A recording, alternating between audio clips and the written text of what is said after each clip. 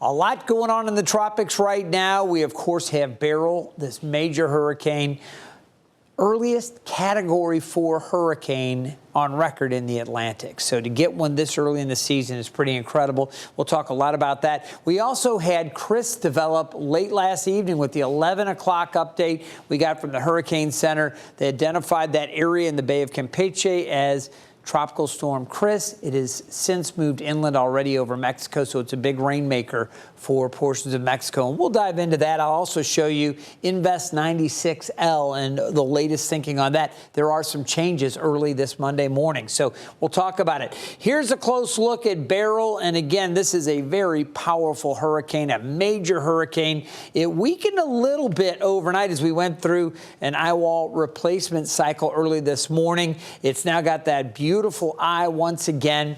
The diameter about 20 miles, as I just put a quick measurement on that.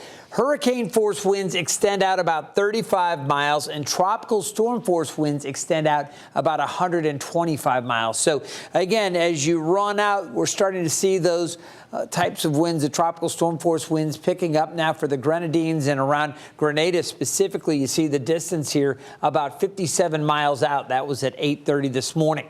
Movement with this is off to the west-northwest, so the eye is going to come close to, but probably just north of Grenada. Still, they're going to get hit with some very powerful winds as we have these very, very strong winds wrapping around close to the center of this, around that eye. So we're going to continue to monitor that. As you see the track on this, you'll notice with the 8 o'clock update, it did get back to a Category 4. It was down to a 3 at 5 a.m., but as they flew through it, Air Force reconnaissance and the hurricane hunters, they were able to pick up some higher winds. So they said, nope, it's back up to Category 4. And it makes sense when you look at those satellite images.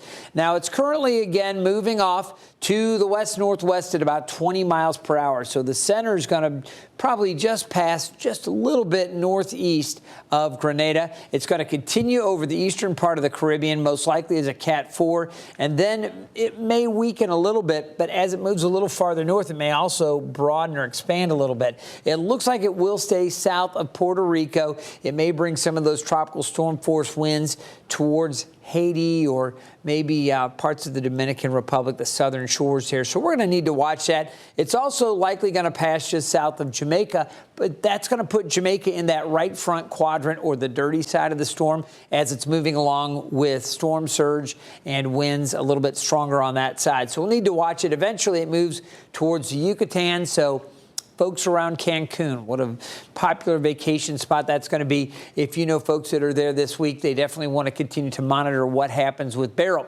Now, there is some question as to what's going to happen once it clears, and these islands are now also under warnings.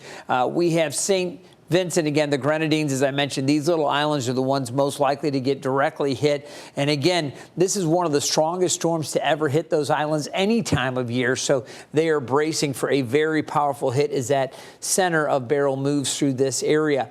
After it goes through that, it's going to pass most likely just south of Jamaica. And then as we go beyond Friday, some of the models carry it off to the north, up maybe towards the Texas or Louisiana coast. Others bring it across the Yucatan and weaken it in the Bay of Campeche. The official forecast from the Hurricane Center has this more southerly track, but we're going to need to watch this very carefully. As I mentioned, we also had Chris develop late last evening, and it's now just raining out as a depression over Mexico here. Keep in mind, we had Alberto not too long ago, about a week and a half or so ago, and that one produced that rain, and we had some landslides and some flooding issues there. With this, even though it's back down to a depression, we were never that worried about the wind. We've always been worried about the heavy rains, and that's still going to be a concern as it rains itself out. Now, beyond Beryl and beyond Chris, we have this area of investigation, 96L. It's still showing signs of development. It's still likely to develop. But one little bit, and I'll stress little bit of encouraging news. Earlier, there was a 70% chance for development. It now appears there's about a 60% chance. So still likely that it becomes better organized and may eventually become Debbie, the next name on the list.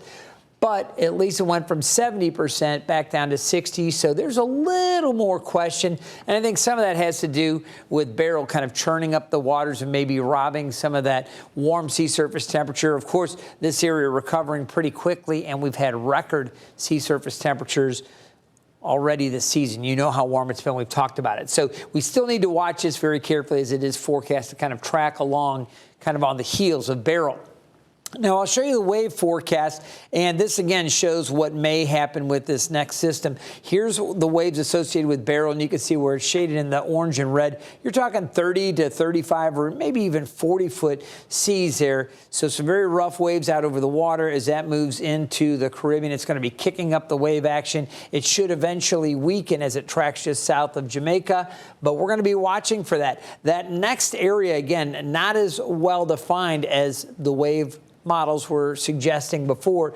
You can see, though, it is still forecast to come in, and that would be that next system. So there is some question as to whether or not that one will develop. So much going on in the tropics. We'll continue to keep you updated. Fortunately, none of those threats to the mid-Atlantic coast right now. We just have some rain out there early this morning. Stay tuned to 13 News Now for more updates on the tropics.